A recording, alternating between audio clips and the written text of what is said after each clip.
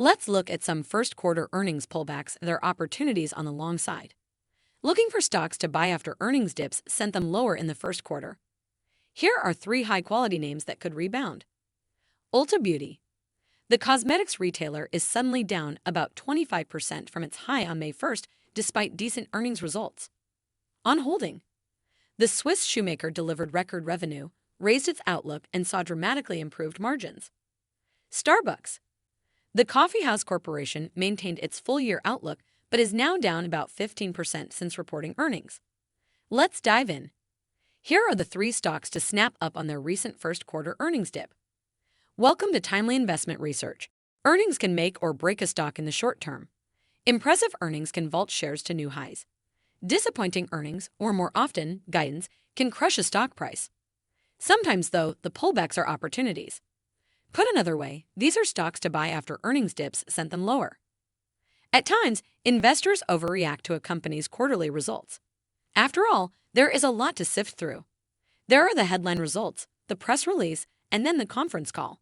Afterwards, analysts provide their opinion on the quarter. It doesn't help that there are now algos and high-frequency trading programs that can exacerbate some of these earnings moves. Look at Snowflake, for instance. This is a growth name we have liked in the past, but Wall Street did not initially like its results. Shares fell more than 16% in a single session, but are now up almost 30%, and the stock is above where it was trading when it reported earnings. So what are some of the other stocks to buy after an earnings dip? Number 1. Ulta Beauty. Coming into earnings, Ulta Beauty was down almost 13% from the all-time high. Keep in mind that the stock had rallied about 20% year-to-date to get to that high and more than 40% over the prior 12 months. After stumbling into earnings, Ulta fell another 13% in the first session after earnings and declined in 4 straight sessions. Ultimately, shares fell 17% after earnings and were down almost 28% from the high. All that comes after Ulta beat on earnings and grew sales 11% year-over-year to $2.6 billion, but missed expectations by $20 million. Management increased its full-year revenue guidance from a range of $10.95 billion to $11.05 billion, a midpoint of $11 billion, up to a new range of $11 billion to $11.1 billion, or a midpoint of $11.05 billion.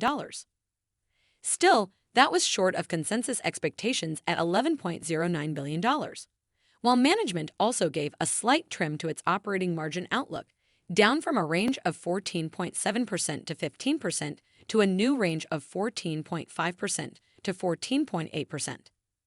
Its earnings and comp store sales outlook was unchanged. In all, it wasn't a perfect quarter, but down almost 30% should have investors thinking about an opportunity for a great retailer. Number 2. On holding. The sell-off in On Holding was interesting, given that the quarter was pretty solid. The Swiss shoemaker has stormed onto the scene for consumers, and despite a pretty strong result, investors buried this name. When it reported earnings on May 16th, On Holding shares were down slightly from the 52-week high it hit on May 5th.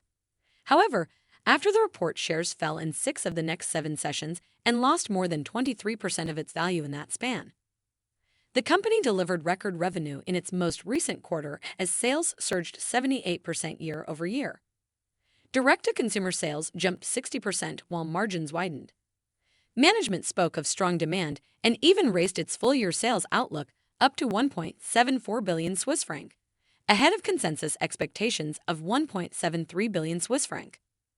It was a classic case of the stock having a massive run, up about 95% in 2023 ahead of earnings, and not delivering enough to satisfy investors.